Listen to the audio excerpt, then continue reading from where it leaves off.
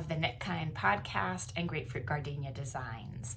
I am outside of Boston, Massachusetts, and I love connecting with folks online about knitting and fiber, and especially all things related to woolly goodness and farm yarns. That has sort of become my niche lately. So if you watch, you know that. If you don't, I still have some non-farm yarn things to show you today, but that's a space that I really like to be in, share, chat, and engage with you all. So as always, you can find me on Ravelry as KnittyElf40.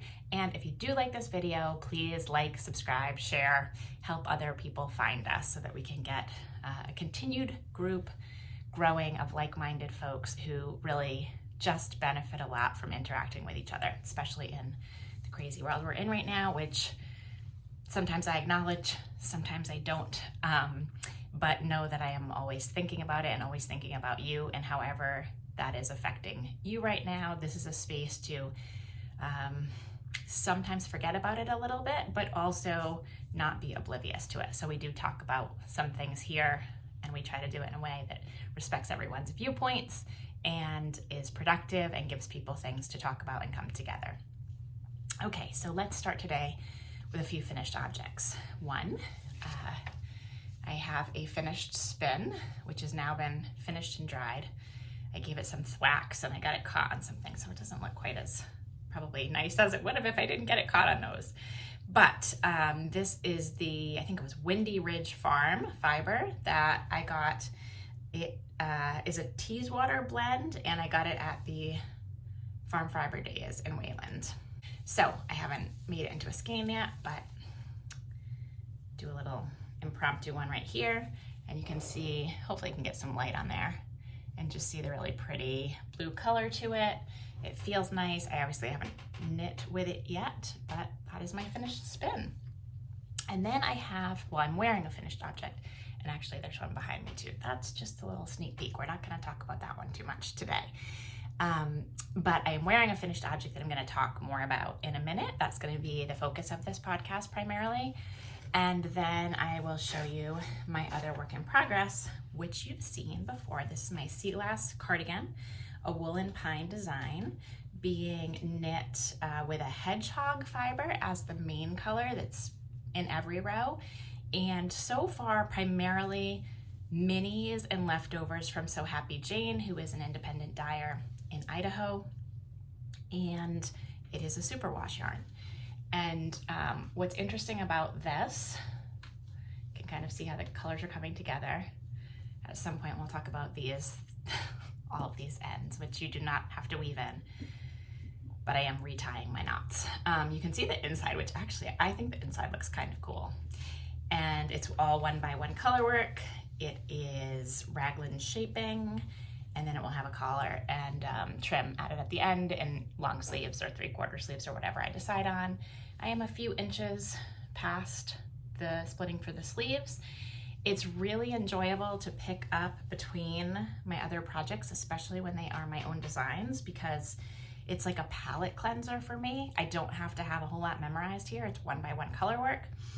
The only thing that is funny is I feel like I'm cheating on my farm yarn. I used to knit, I mean, that we've talked about people's fiber journeys, but there was a time where I knit mostly in superwash wool and sometimes in non-superwash, and I didn't have a super strong preference, but since color was what was driving so much for me back then, and I loved the independent dyers, most of them were dyeing on superwash yarn. And now that I knit mostly with farm yarn, and when it's not farm yarn, it's almost always organic or non-superwash.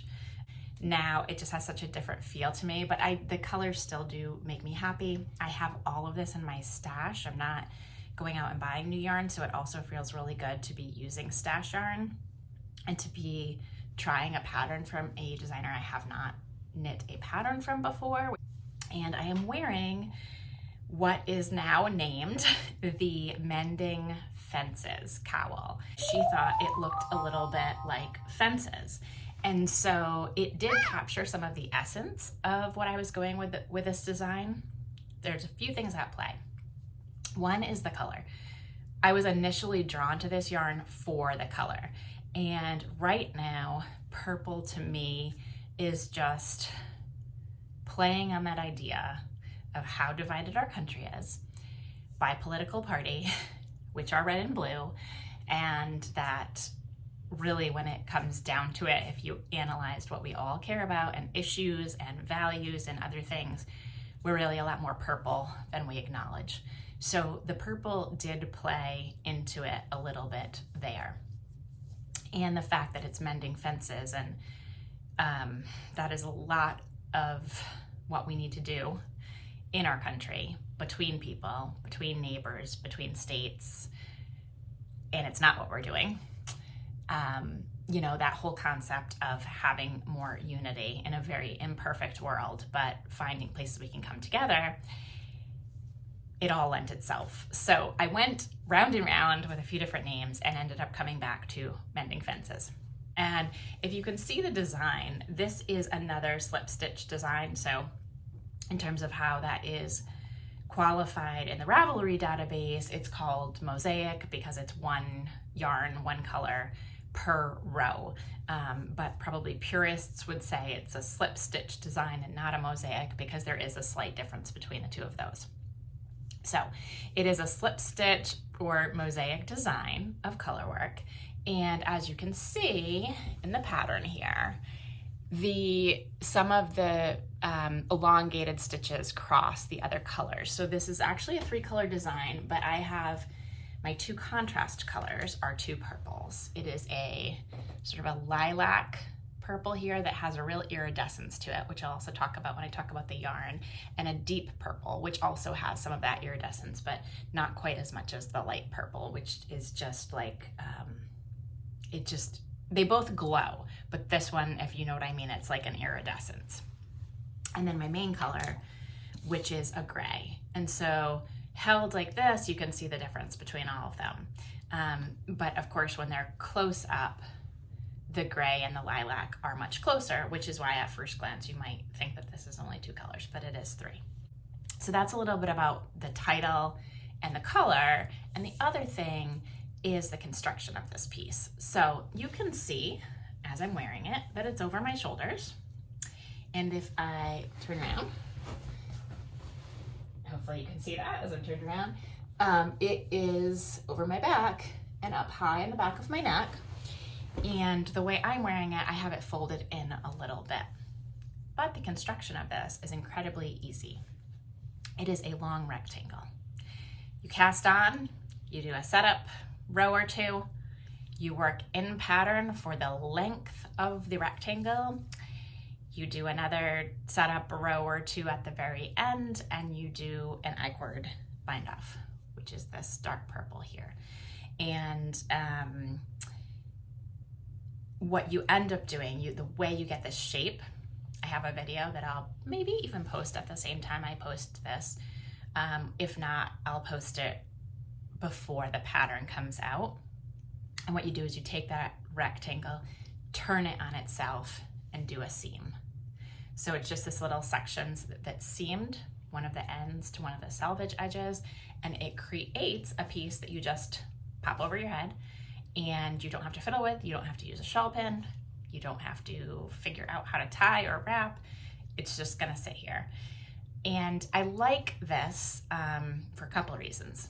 One, I really like the stitch pattern, and there's so much going on in the world right now that I did at first play around with making the construction so you were doing increases and decreases in the stitch pattern, and I thought, I don't know if anybody else feels like me right now, but I don't feel like doing increases and decreases in a stitch pattern. And thinking about it, I feel like looking at my one chart, just going and making a piece that looks a lot more complicated than it actually is, and just finishing it off with a construction and calling it a day. So I had actually worn a Noro piece in my last video that had that construction, and I thought, you know what, I love it. I love wearing it. It's really simple, sure, but I think that that is what I want right now. I do not do a lot of patterns that only have one stitch pattern and have such a simple construction. So I was a little bit struggling with myself if that felt like it was my style, but I mean, the finished piece is absolutely my style, and so it's what I went with. And it is my gift to you, a simple construction, one pattern repeat, but a pattern that's enough to keep your interest. And mine is knitted in a worsted weight yarn, so it actually goes fairly quickly. Believe it or not, it's only 65 stitches across. So it's 65 stitches across. It's round about 260 total rows, and you're done. Seam it. What do they say? Like, Bob's your uncle? I think everybody says that, especially in these knitting videos. Yeah, and that's it. And you've got a beautiful piece. So I do have a couple of people testing it right now. It is going to be released probably March 7th. It will be in advance of the March 9th Farm Fiber Days at Wayland, at Russell's Garden Center in Wayland, which I talk about all the time if you've watched other episodes. And the reason is because it is a yarn that will be available there in a very limited quantity. This one, I only have the one yarn suggested yarn, but it is obviously a very easy pattern to substitute something from your stash, something that you buy at your own local festival, or something that you get at your local yarn store or your big box store.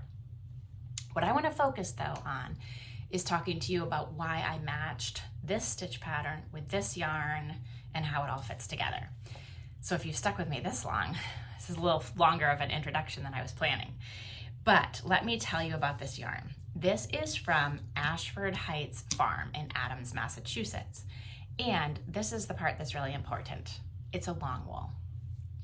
So when you feel this yarn, at first, now to me right now, and this is probably because of my evolution, like this is super soft to me right now.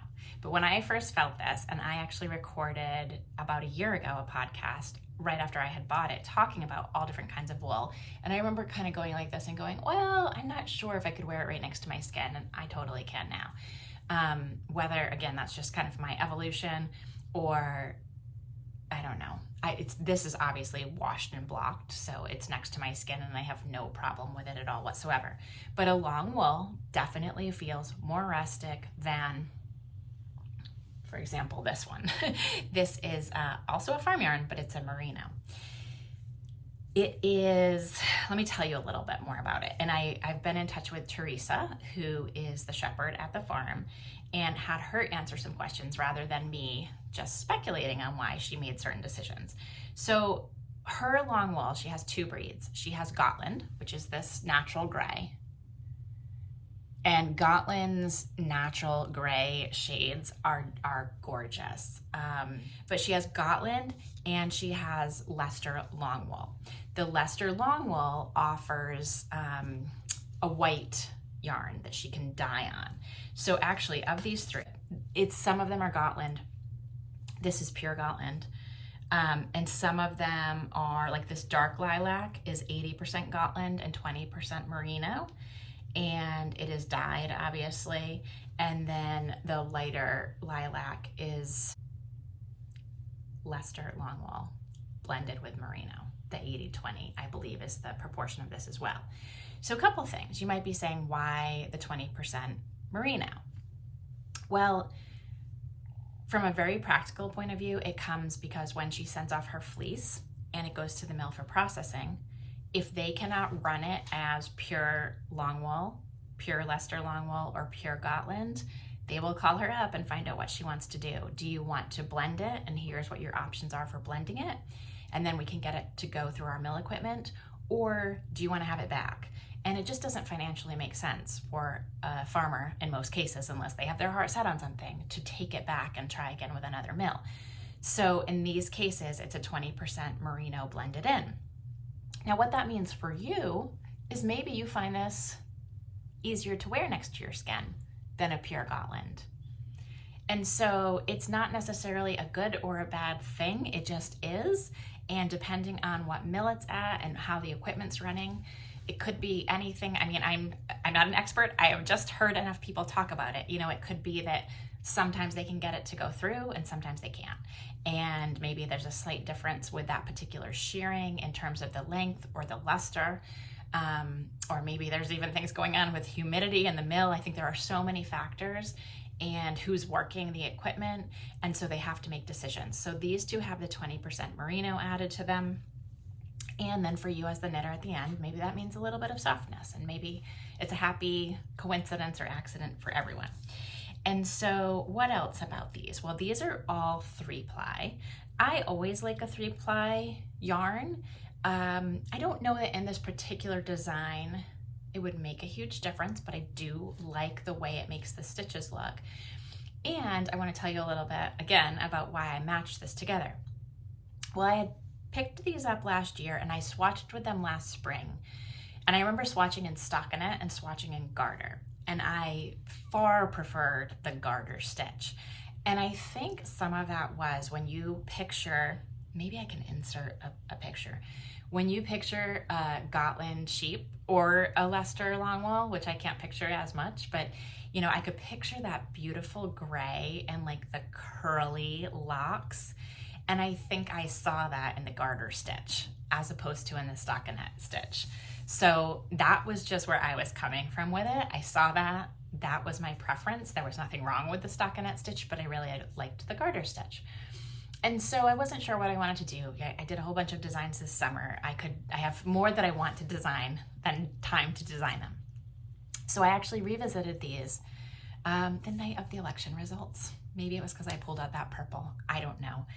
But I started a shawl with it, and I started playing with the ideas of different garter-based stitches that I could use. It did not pan out. I ripped it all out. I put it aside. That was that. It was nothing to do with the yarn. Maybe it was the night. I don't know. But I had worked with it now enough that I knew the feel of it. I knew the stitches that I liked it in. So fast forward to over my shoulder, if you can see somewhere back there, here and here, I have baskets of the different farm yarns that I want to design with. And I picked up 2 or 3 others that are kind of in my next up queue as well. And I started swatching those with the stitch pattern because I really liked the stitch pattern. I thought something was going to work. And I loved the way that the colors were all playing together. And I did not like the way that the fibers were playing together. Now, these are all gorgeous yarns, but they really all have their own personalities. And that has to do with the breed and the way that they are spun. Obviously their colors, other things. So I was driving my son to school one day and I went, oh, I know what would work with that. Because of course this is always going through my brain now about designs. I said, I know exactly what would work with that stitch pattern. And I couldn't wait to get home and pull out the Ashford Heights Farm and say, I'm gonna give it a go because I think the Longwool and these elongated stitches are just going to be the perfect combination, and they are. So I will insert maybe some pictures here, but it's a combination of everything with this. Number one, I am wearing it over a shirt, right? This is, even though this is all next to bare skin and is totally fine, but this is not one of the pieces I've designed that's just meant to tightly cover your neck and that's it. And so it's a piece that, one, has the over clothing aspect to it. 2, can be worn really in the shoulder seasons as an outside piece. So if you're going to a fiber festival in the spring and there's just a little bit of chill to the air, but it's not too cold, you can just pop this over instead of a jacket. And now you've got your arms free, you're warm, nobody's gonna get on the back of your neck there. It's like having a cowl and a shrug. And so you've got the warmth, you've got the drape. So I can kind of back up a little bit here so you can see, but you can see, I mean, this just wears nicely. Even though it is a heavier piece, it is the worsted weight yarn. I love this as like an alternative to a sweater. And so we've got that. Now, the other things, the luster a little bit I mentioned, you can see it a little bit here. You know I'm in bad light, but the yarn itself and the way that comes with this sort of raking effect. And even though you're working in rows this way, you have this vertical element to it as well. And it's captured, the light is captured really nicely. And then just, of course, the warmth, which I've already mentioned. So when I was corresponding with Teresa, she mentioned that probably the 4 most well-known characteristics in any particular order are the drape, durability, luster and warmth. And of course, in terms of durability, I have just made this, so this is not something I've been wearing for 5 years and can tell you, but it does feel very hardy. It feels like a piece that's gonna stand up really well, just to time. So, a couple other things. I do talk in one of the videos about size inclusivity and fit. This is written for one size. The reason is, I want you to be able to make it in 3 skeins. If you want to make it bigger, which you absolutely can, you're going to need a second skein of your background color, at least in this recommended yarn. So what's left there is enough to make it a little bit longer, or to swatch, or for slight variations in gauge. This piece written in one size will fit a size inclusive range. It might fit your body differently, however. So where this one goes over my shoulders and down my back, there is not as big of a variation in this part of the body as you scale up to even a 70-inch bust. But at some point over the chest and the arms, you're gonna have, you might be wearing it more like this. So it will fit you. The neck opening is approximately 24 inches, but it might fit you a little bit differently. And so if you want to modify it so that it fits over your shoulder, and you need to do that by adding length, you quite simply knit longer, and the whole construction is exactly the same process. So it's a very, very easy piece to modify for more size, but you have to know that you're gonna need a second skein of your background color, of course, depending on what yarn you're using, but you're gonna have plenty of these too. If you're using the recommended yarn or anything of a comparable yardage, you are gonna be fine with your 2 contrast colors and need another skein of this. And so I wrote it that way, and I put those tips there in a video. We'll tell you what to do. If you have any questions, you can certainly reach out, but that is why I made that decision. And so let's talk a little bit more about Ashford Heights Farm and their yarn. So I mentioned to you that they have, and I'm gonna look down at my notes, so forgive my back and forth with my eyes a little bit, but I mentioned that they have both Gotland and Leicester Longwool. And so Teresa answered for me why she chose those breeds. And the Gotland, it did have to do with the fact that she was, well, actually with both of them, the fact that she was a spinner first, and she really enjoyed spinning those long wools. And so she had goats, but when she got sheep, started with the Gotland. And a big piece of that was the shades of gray. They are beautiful, beautiful, like silvery shades of gray. It's, when you look at pictures, it's just, they're unique and distinct. And then she also fell in love with their personalities, which she called curious, playful, and engaging.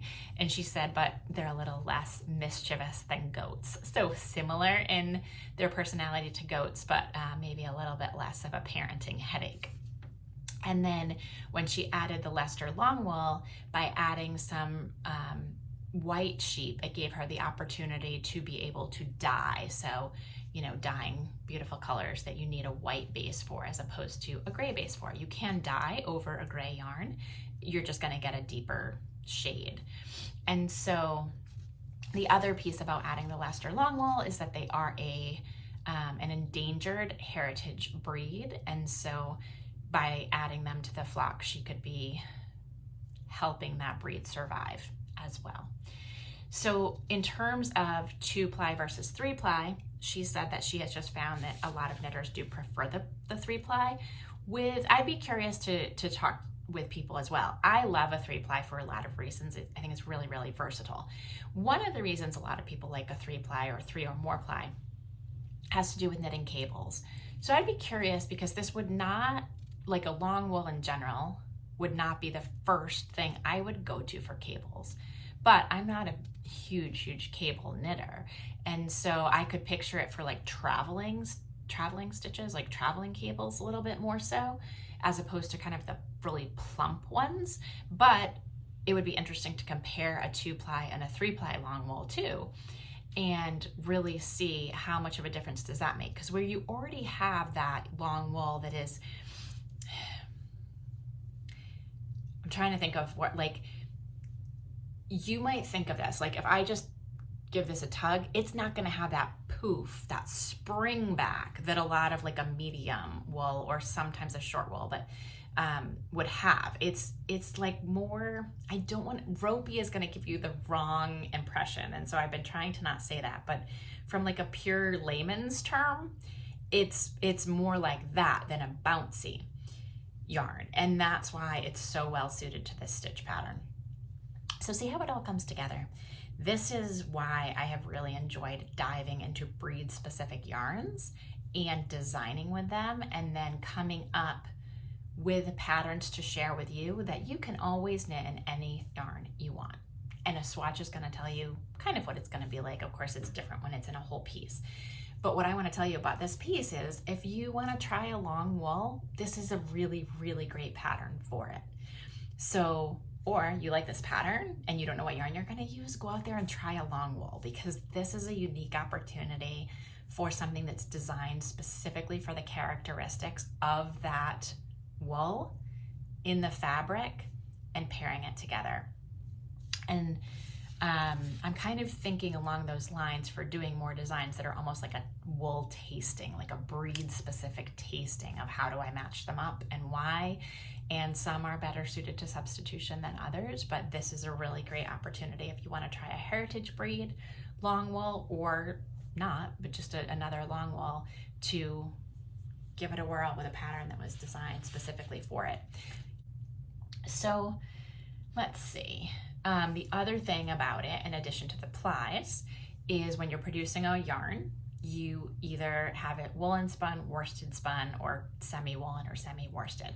And that also depends on which mill you use, because mills are one or the other, generally speaking. Some mills would have equipment to do both, but your mill equipment and your prep for the spin will make a woolen or a worsted spun. So a worsted spun, all the fibers go in the same direction. A woolen spun, they sort of go in different directions and trap more air.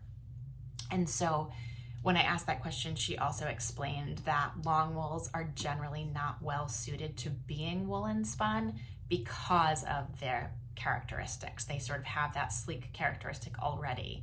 And so they kind of need to be. Now, there may be people out there who have a woolen spun. So if you do, please pop a note in the comments, because I'd love to hear. I'm super curious to learn about all this.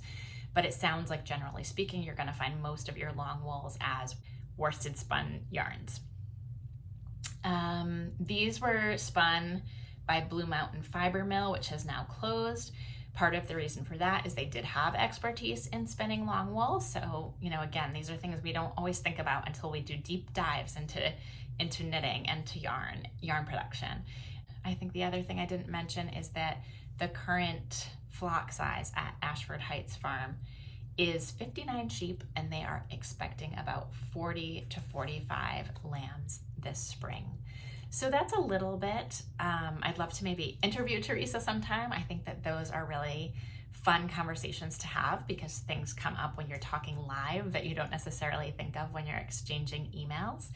But another thing about their yarn is, for those of you who are either non-knitters or who are knitters but value adding to your wardrobe in a way that you're still helping to support farms while not necessarily hand knitting everything yourself, they also have finished garments available for sale that are made by Muriel's of Vermont. And it was really interesting to look a little bit into that company too. So Muriel's of Vermont uses a lot of local wool, and then they also have some cotton pieces. And I think there were some with either flax or linen as well. And they knit on machines and then finish them by hand. And you pay a premium, but not as much of a premium as maybe you would expect for something that is local wool, finished by hand, and still produced and sold locally. So if that's of interest to you and you want to participate in the slow fashion movement, whether or not you are hand knitting things yourself, Muriel's of Vermont is a great little company to check out. But I hope that you will keep an eye out for this pattern, which will be coming out in a couple of weeks. And I will see you at Farm Fiber Days in Wayland on March 9th, where we'll have this piece, I think, in the booth for Ashford Heights Farm. I don't know, it depends on the weather. I might wear it around and then hang it in the booth, but it probably would be better suited in the booth so that you don't have to find me. If you want to see it and you want to check out the yarn, you can go straight to their booth, do that. There will be, like I said, a limited amount of, I think, both of these purples and a comparable gray, just from a different shearing to have. You can put them together. You can make your own combination. You could even knit it in a different weight yarn. You just have to know, obviously what your gauge is and how wide you want to make it and how long you want to make it, and cast on that number of stitches. So very versatile piece that I hope you will check out. Thanks for watching. Knit kindly, live kindly, and I'll see you soon.